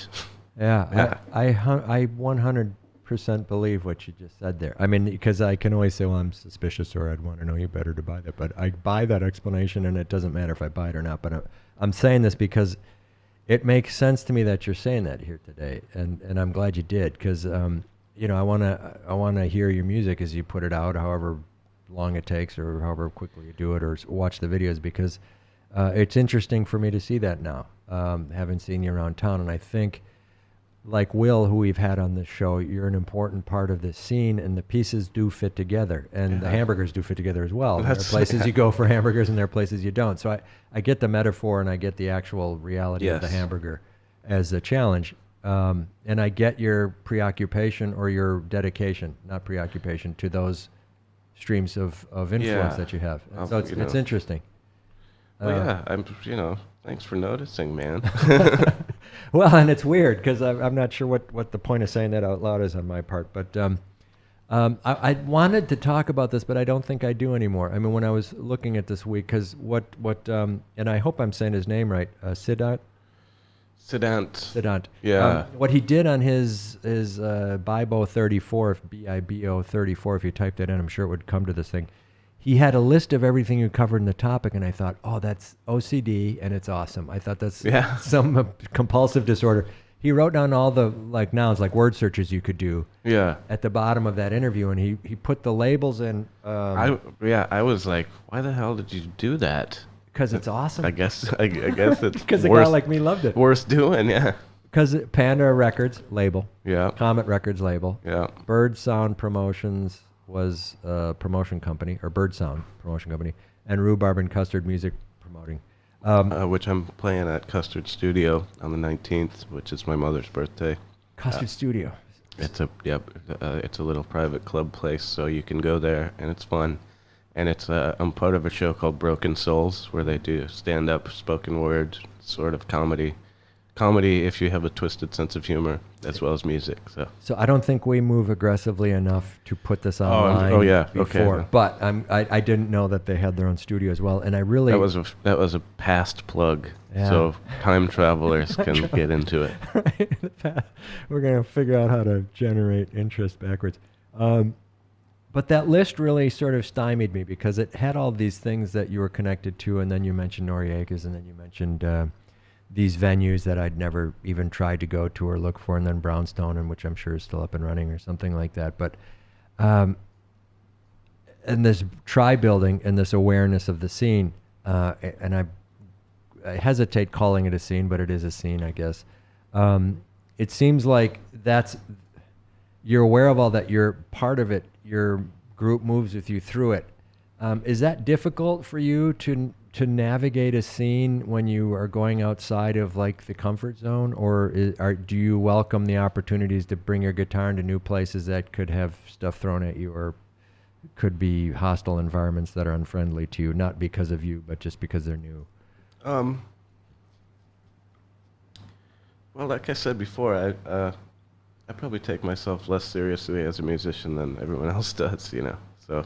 Okay, so yeah, I'll play there. Yeah, I don't, and I don't care what anyone says, I've I got a legendary club that's had amazing shows that were part of history of, and that's the thing about the human condition. Like, Yeah, yeah. you don't know. And when you're young and you want to be a musician and stuff, you have all this magical ideas of what it's like, and like, oh man, one day I'm gonna like Play Wembley. hang out and be in a green room drinking wine and whatever it is, play Wembley Stadium or whatever it is, and how cool and magical that is and stuff. And it's like, wait a second, I've had all kinds of cool stuff happen to me. Yeah. I've done cool things. Yeah. I've made records. I've played shows that were fun. Yeah. I've opened for bands that I love and stuff like that. Yeah. And it's like, I just have to remind myself that,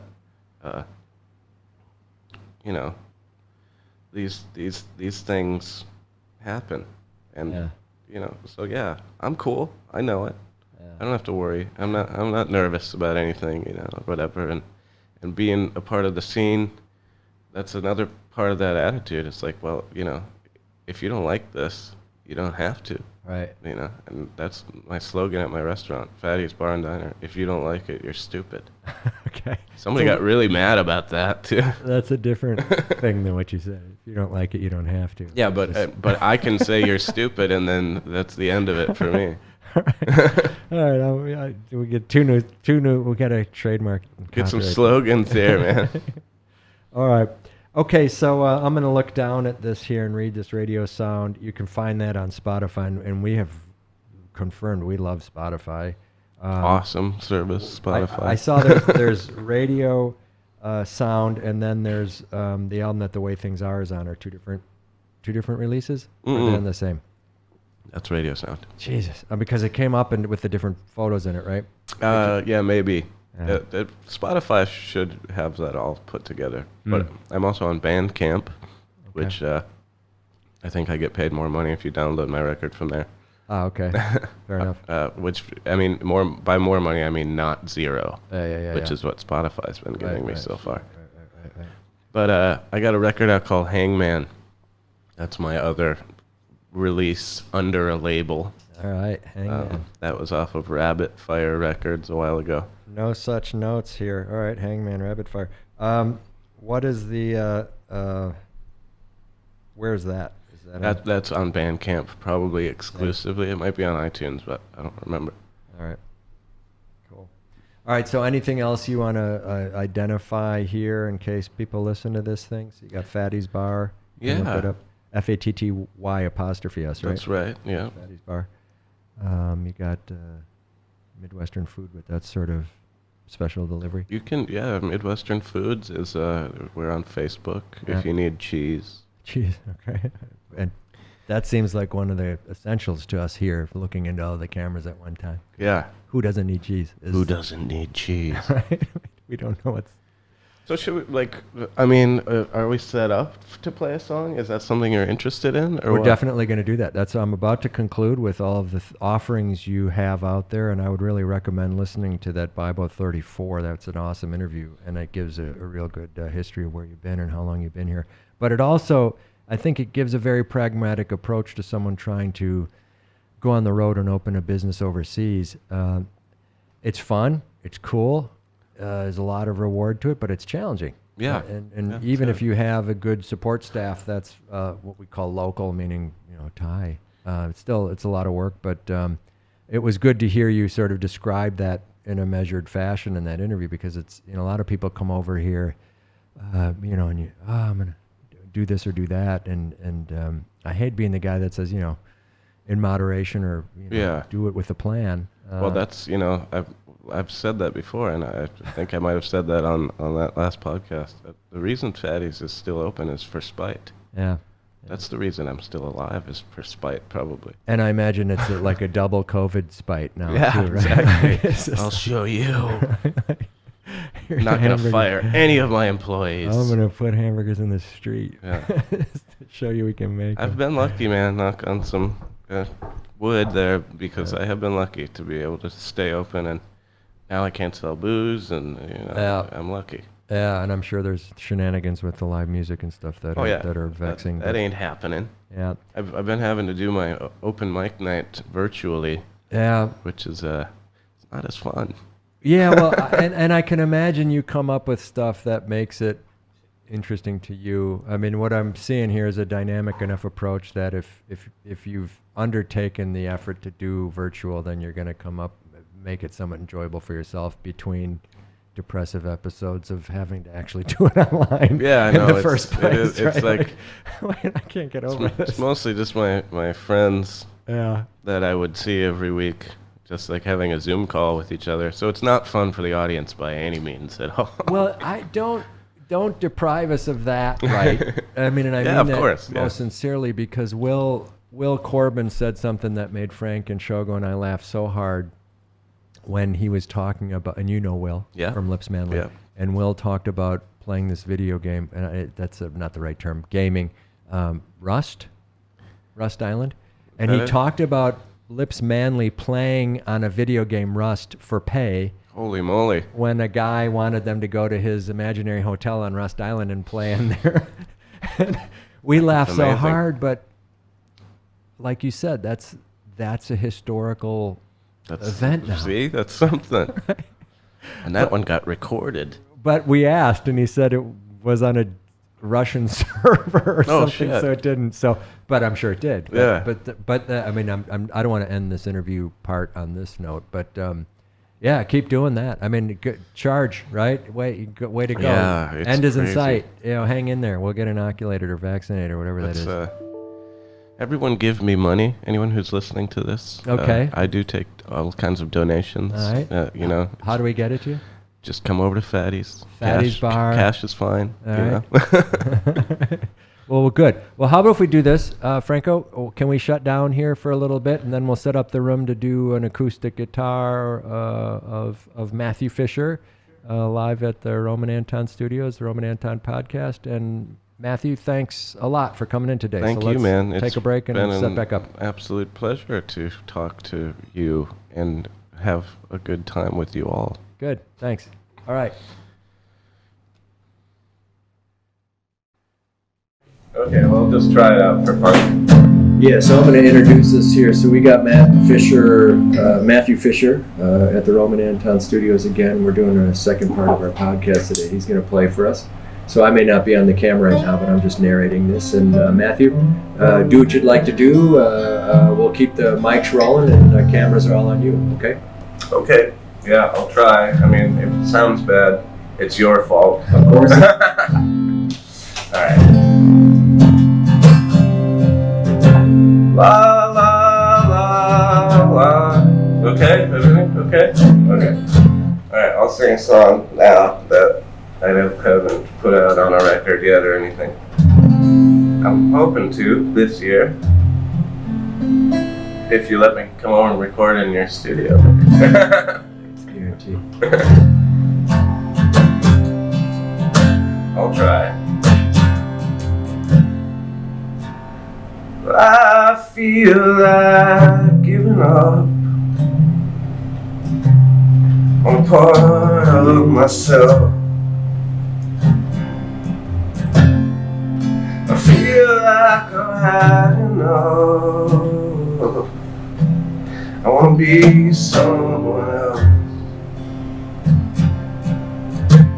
I've been trying to play along. I don't wanna play anymore. The dead soldiers are all I know. It's not even a war.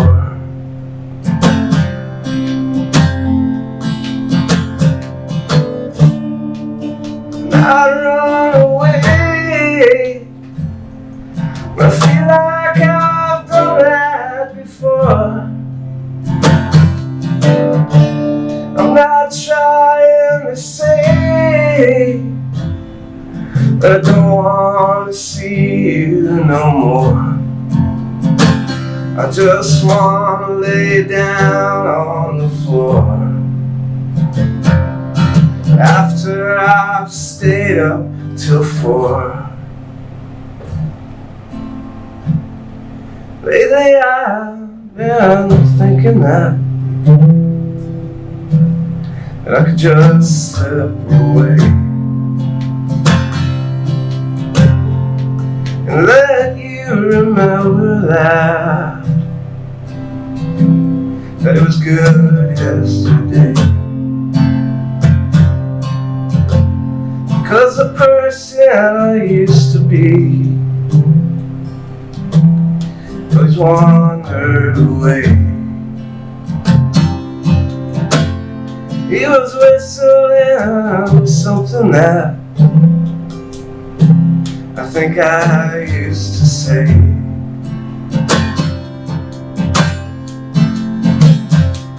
La, la, la. It's a beautiful day. La, la, la, la, la. It's such a beautiful day. Everything's going my way. It's such a beautiful day.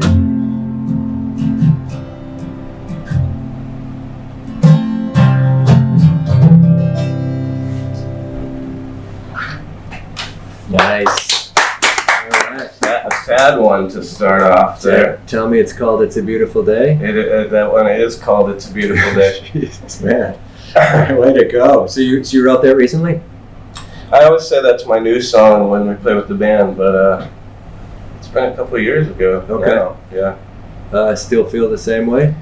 Actually, it's funny. This is that song. There was I re-recorded it once. I just put it on a video on Facebook of me sitting there playing it, but I changed all the words around to like the sentiment of it really is a beautiful day and everything's good, and like that was a challenge that I had for myself, and I thought that would be fun.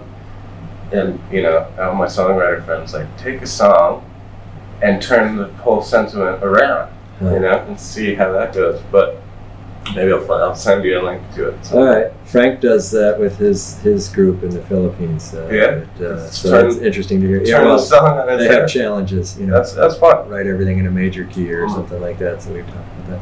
Well, cool. Well, I'm gonna get greedy here. You got anything else you want? Yeah. Maybe I'll do a total of 3 songs. Is that? Whatever you want. We're here. We're running. All right. Okay, let me see if I can get a harmonica that's not so broken for this song.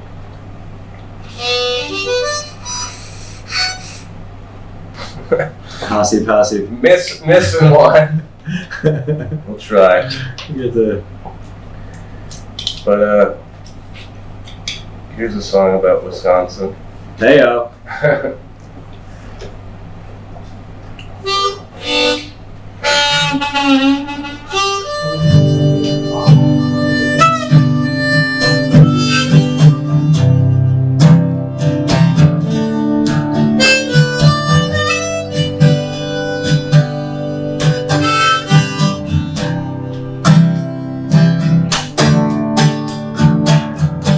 Awake during January, frost on my skin. Use the pliers to pry open my eyes, see where I've been. Nothing really changed, nothing lost, nothing gained. Oh my God, it's all blending in. It's kinda like some comic tragedy.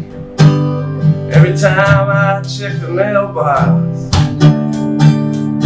I started the car to head for the bar. I feel fresh with my 3-day-old socks. The old man judges my acts, but he don't have all the facts. And I sure wish I could be him for a day.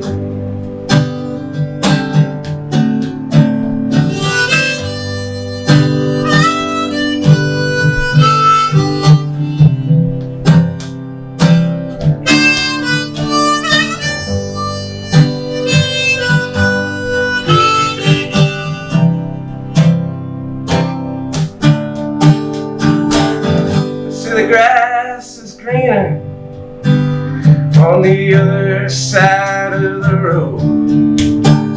But my road is so cracked and torn to pieces, I can't even see through the cold. Calling for the troops, this bird's gonna jump the coop. Just as soon as I can find my boots.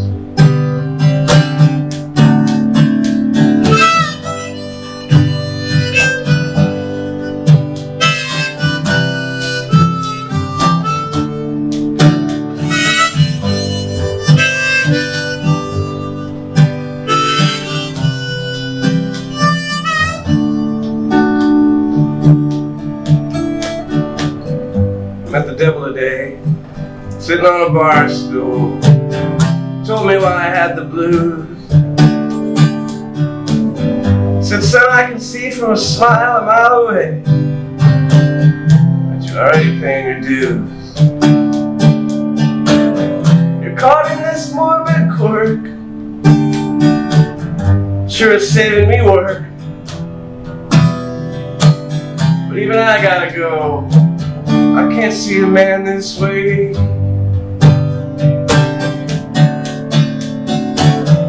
Fell awake during January, frost on my skin. Used to pies to pry open my eyes, see where I've been. Nothing really changed, nothing lost, nothing gained. Oh my God, it's all blending in. Oh my God, it's all blending in.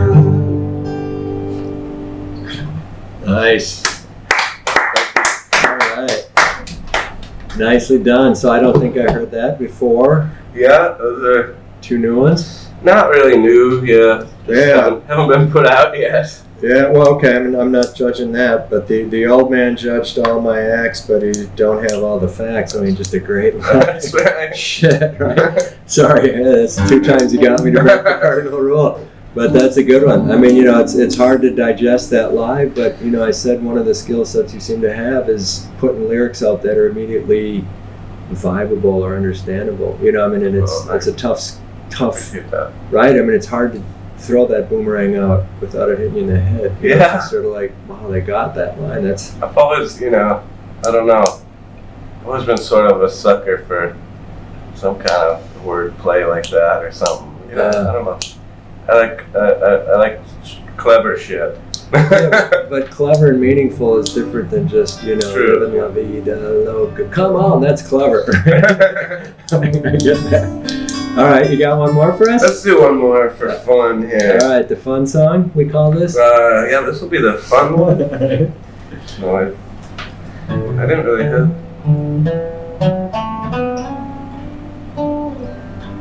No pressure. If you, you gave us 2 gems. No, I got a few ideas.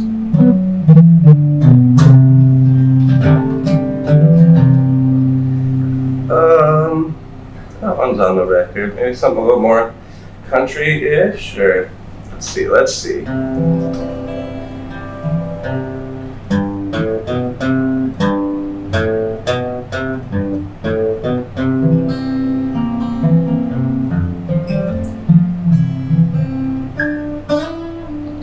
I'll come up with something in a second, maybe.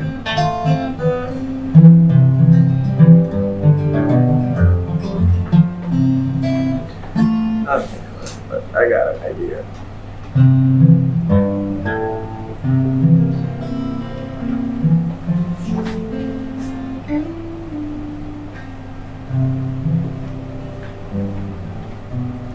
Well, maybe.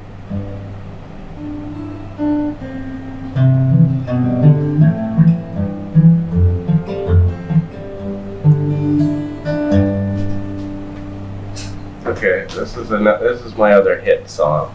This is on Radio Sound. You'll recognize this. All right, good.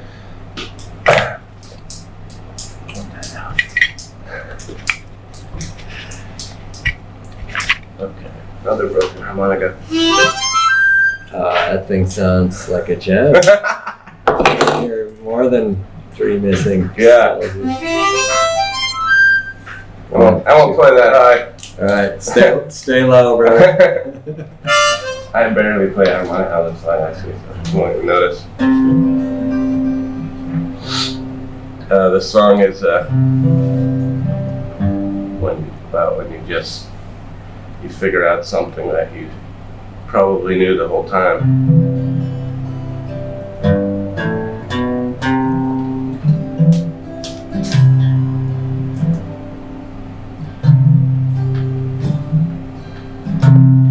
I wrote you a song. I thought it had pretty words, but you didn't sing along. It was one that you never heard. I said you had pretty eyes. I was telling the truth. I said I thought you were nice. I guess I didn't get through. But would you like this song if you heard it on the radio? Would you like me more if I was someone that you didn't know?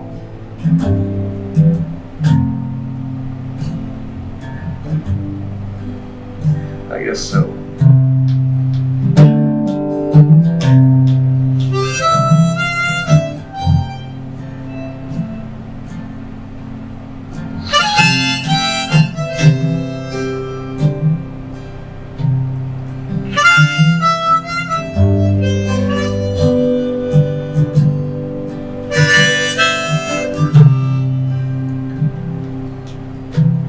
Well, I loved you last night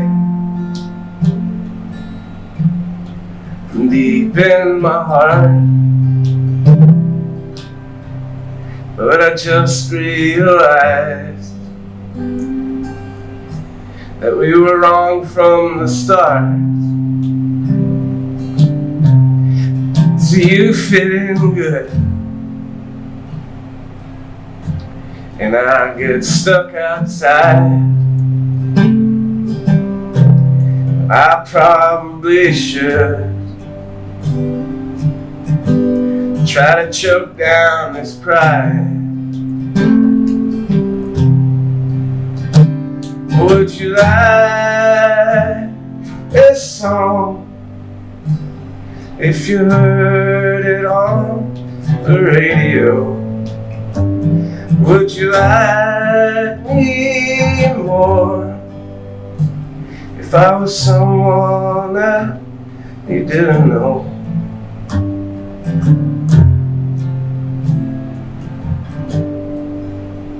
I guess so.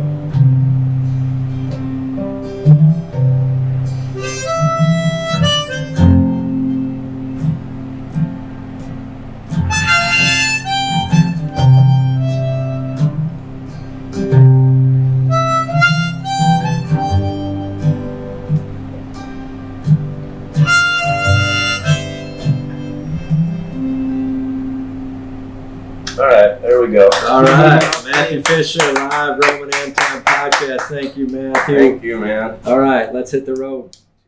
So is it Fatty's Bar and Diner? That's correct. So we're at Fatty's Bar and Diner. See, I can't even tell it from the menu, but I don't care because I want to get to the brat burger and the brat section. So Roman Anton podcast here with Matthew Fischer at his establishment in Din Daeng, Thailand.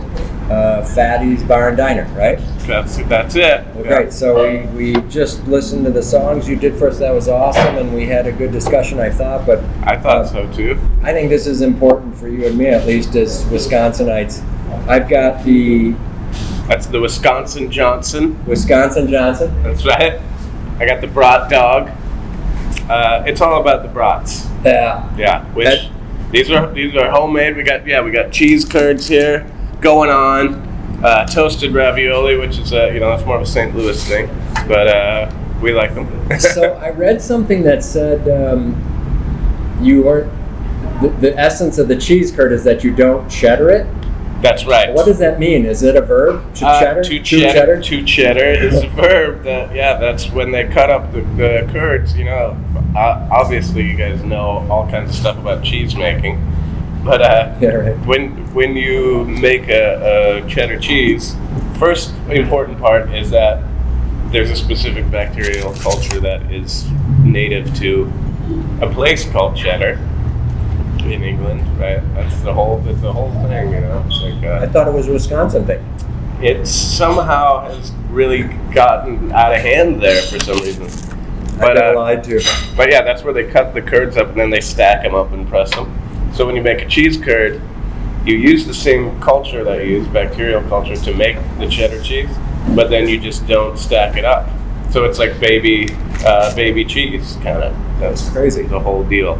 And so you make your own cheese curd for your cheese curd, deep fried and otherwise, right? That's correct. Yeah, and we sell to some other restaurants around. A lot of people are using the cheese curd to make poutine. That's another big thing. You mentioned that. I've never heard of that before. Yeah. It's Canadian, but I figured since I'm from Wisconsin, I can get away with making cheese curds. Right. And so far so good. It's an easy sell because poutine, the cheese curd is very specific. It's a very important part. Okay. And what poutine is, it's like fries with cheese curds and gravy on top. And cheese curds and gravy. Right. So is the cheese curd melted from the gravy? Well, yeah, it's nice and hot gravy and stuff. But so people are trying to make poutine with something else, like mozzarella cheese or who knows what. Yeah, actually, no. Sorry, yeah. That's all right. Making sure your staff's not hurt. Yeah, but so yeah, it's an easy sell because I say, hey, you make poutine? Do you have cheese curds? No. Yeah. Okay, you need them, and everyone's like, you're right, we do need them, And so, was that a goal of yours? Was to make this? Or? Yeah. Well, like I've said in the past few times, my first trip to Asia when I was like 15 or something like that, I was in Taiwan, and they got all this food on the street food and stuff, and I'm from the middle of nowhere, Wisconsin. I'm like, these guys need to get hip to fried cheese curds. And I vowed to myself back then, I thought, I'm going to put cheese curds in Asia. I'm trying to think, is there a lot of fried food here? I mean, yeah, there is a lot of snacks and stuff. You get fried tofu and spring rolls. But I mean, and all like that street stuff. food fried, does it hit burning oil? Yeah. What? I think it's a hit. It's delicious. I mean, does the cooking go in like fried, like you and I are thinking of French fries at the McDonald's? Yeah, for sure. You see them big, usually got a big wok going and stuff. Best fried chicken I've ever had in my life has been in Thailand, and I think that's probably pretty unanimous. Yeah. But yeah, there's, frying's a commonplace enough scenario. So you also make the brat. My friend Cameron makes these brats, and he makes the sauerkraut as well. And we spent a long time working on these recipes together. So he makes various kind of sausages and some other smoked meats and stuff. So this is the brat, the Wisconsin Johnson. Right. So that one's got kraut, fried onions, and horseradish sauce. Is that a Spanish flag? That is a Spanish flag. Yeah. All right. So if I try and eat this right now, it's probably going to go all over everything. That's a tough What's one. the deep fried piece? There is no deep fried piece on that one. Oh, what's the fried piece?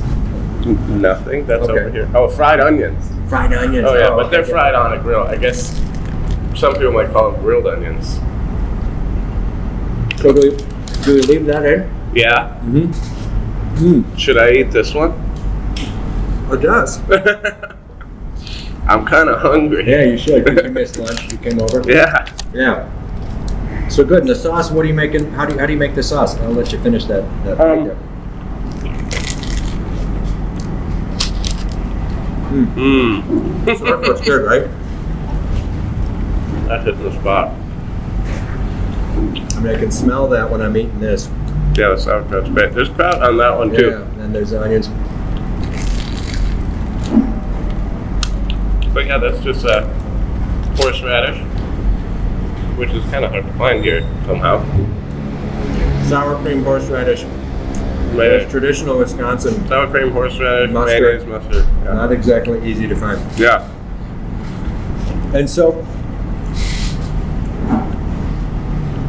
yeah, I mean, it didn't have to be this, right? But you brought, like you said, you brought the Wisconsin with you. I mean, you could have done a som tum. Yeah. I mean, Right? actually, we did sell. We had like quite a few Thai dishes on the menu back in the beginning, but it was just like, that's not what we do here. Yeah. Like I said before, I grew up working in restaurants, man. I've cooked in restaurants my whole life, so that's just something I've done, and it was out of necessity, kind of. Yeah. I'm like, where can I get a proper Reuben sandwich? And I always joke that I've opened this place because I wanted a Reuben sandwich. Yeah, I saw you have one, and I ordered it last time I was here. The first time I came here. Yeah. It's funny. So I told you in the car I wanted to bring something up. Oh wow! I don't know. Have you ever read this? Slaughterhouse 5? Yeah. Yeah, I actually have. Years ago when I was in high school, I guess. So I thought this was funny. It says, I think of how useless the Dresden part of my memory has been, and yet how tempting Dresden has been to write about. And I'm reminded of a famous limerick. And then he goes on to say, and I'm reminded too of a song that goes, my name is Jan Janssen, I work in Wisconsin, I work in a lumber mill there. The people I meet when I walk down the street, they say, what's your name? And I say, my name is Jan Janssen, I work in Wisconsin. Are you aware of that? Absolutely, yeah, Right? Absolutely. So here he's describing the most horrifying experience of his life, getting bombed in Dresden. And my name is Jan Janssen. I come from Wisconsin. I work in a lumber yard there. That's beautiful. And I thought it was funny because I thought of that last night. I thought, well, here it is, right? You're in Bangkok, and we've got bratwurst and not Thai food, and I thought there's absolutely nothing wrong with that. In fact, yeah, it sort of is not required, but it really makes a lot of sense to me. Yeah. To have this. So coming from Wisconsin, it really was an epiphany to see something intrinsic. That like you said, I brought the Wisconsin with me. I don't know that like I said, it was out of necessity. Really, it wasn't my plan when I moved out here. I didn't, I didn't plan on running a restaurant. That wasn't my plan. I just was like, we need a cool place with cheap food that's eatable, Right. and original music. Well, I struggle with part of this is, aren't you supposed to come and learn the language and eat the food? Yeah, well, I do that. Right. It doesn't mean it's to the exclusion of that, right? Right, yeah. And that's, look at all the magical coolness about the United States and big cities in the U.S. and stuff, like, Little Italy. That comes to mind, Chinatown, all that stuff. Yeah. You're just you are who you are, and that's going to follow you around no matter what, Right, so I wonder if, you get, I instantly get apologetic when I feel like I'm culturally co-opting or I'm not inclusive. Yeah. So that's my lot in life, and that will be what I guess I do. I understand that, but also, I was talking about this the other night, maybe. Just there's no shame in me wanting a fucking bologna sandwich, Like, On the road. That's fine, right. And but there's this weird stigma about it and stuff, and I'm like, that's what I want. I'm okay with it. I'm a grown man. I can eat a bologna sandwich, right? Yeah, it is. I imagine it's very frustrating to get on the road and to try and live under the other dynamic when you can't, your body doesn't tolerate the tolerances. Yeah, you go full in on that, and then you end up you're designed. There's an evolutionary reality in that. Right. We're designed to drink beer and eat sausages. That's part of our heritage. Well, and spicy is relative, but Our diet growing up. What was this? What was your spiciest dish? I mean, my mom is like super Scandinavian. She can't even have black pepper without like freaking out. Do you remember the little Italian sort of the pepper stuff you'd put on? Like Tabasco, right? That's everywhere. Right. But I got kind of nuts about it. I can't eat spicy food like I could when I was younger, but yeah, there's nothing like Thai food in the whole rest of the world. And even I've been so spoiled, and I love food, man. I love eating food, all kinds of food all over the place. But it's like people will tell me about how, you gotta go try these street noodles in Singapore and stuff. It's the best, and like I've never had food in Asia that even compares to Thai food. Yeah. So I don't disagree. I mean, I hear what you're saying. Is food quests are interesting to me. That's why I thought Anthony Bourdain's CNN, his thing was amazing because I was really interested in watching those, and it was a story around it as much as the food, right? Right. Yeah. I mean, that's half the fun, I guess, too. Yeah. So I love that northern Thai food though too. I'm a nut for it. It's a little less spicy, right? Depends, but yeah, generally the southern stuff gets to be more on the heat side. Yeah. So, does the beer sort of follow? Do you have trouble bringing or picking up beers that you can get, or is everything accessible to you? Well, that's like Buckhorn Point. I think of the stuff I drank growing up that was truly Wisconsin. Well, PBR, of course. Right, of course. I see that here from time to time. It was here for a minute, and it was we actually have one on that shelf. There it is. Unopened. It's the last PBR in Bangkok. I auctioned it off to one of my regular customers, and he said, "Just leave it up there in honor of me." Wow. And sacrifice. That was our biggest seller for a while. It was really exciting to be able to get a reasonably priced beer from Wisconsin. Yeah. But there's tons of Wisconsin beer that I'll bring back beers every time I go back to the States, because tons of Wisconsin beers that they just don't even bother selling outside of Wisconsin. Leinenkugels? Like Nuclearis. Leinenkugels might get a little bit further, but they're just like, we make enough and sell enough beer here to be fine. Yeah. We don't care. It's funny, isn't it? I mean, and that's sort of the thing I was talking about earlier with the music, is there are local acts. Yeah. Leinenkugels, maybe not one of them, but right? Point. Yeah. Which is like, and they're just kind of cool with that. Right. There's something magical about that, I right? think. It's noble, if nothing else. Right. Like, I will just settle for this. There's, the Green Bay Packers, one of the few teams owned by the city of Green Bay. Yeah. And, a few companies in Wisconsin where it's just like, well, we decided to give everyone who works here a share of the company. And it's just like, there's a real kind of family vibe about that kind of stuff, which I try to exude here if I can, but yeah. All right. Well, so how is it? It's excellent. I like that. I like this, and I like the sauce with the cheese. This is also, we make this. This is kind of a ranch dip. Not super ranch dressing-y. Yeah. But good stuff. And so menus here. So if you're in Bangkok, very easy to get to for a Day Chip Fatty's bar and diner here. Right. I wish we could drink beer. I understood. So we're still in the quarantine phase and can't do the beer stuff. So we're working that. There's just random people around here. Everyone too. Don't mind them. That's all right. That's a going concern. So the neighborhood or other places you go, is that something worth talking about now? Or well, okay. Din Daeng is a pretty tight-knit little community, I think. But there are, there's a few places around here that are hangouts, but I don't make it out to many of them, sadly, because I'm here all the time. Yeah, okay. And we talked about the places you play music at. Yeah. Other than here. Yeah, Speaker Box is one that comes up all the time. Jam is really fun to play. I like playing there a lot. Where's that?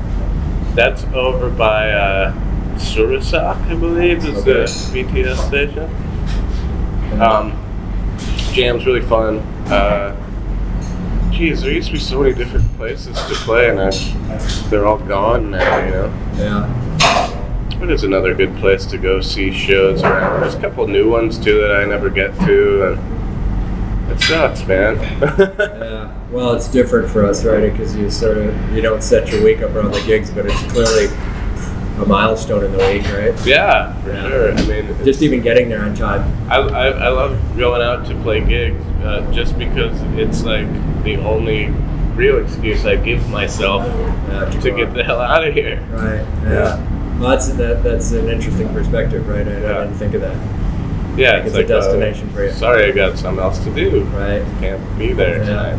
So how do you make the decision to play solo or with a band? Is it just availability, or? Yeah, a lot of times, I guess, or you know, what's the vibe like, or is it going to be rock and roll or not, or whatever, you know. But yeah, my bass player now, this guy Gary, who has played with us for a while, he lives up in Chiang Mai now, so like it's a little more pretty hard to get him pinned down.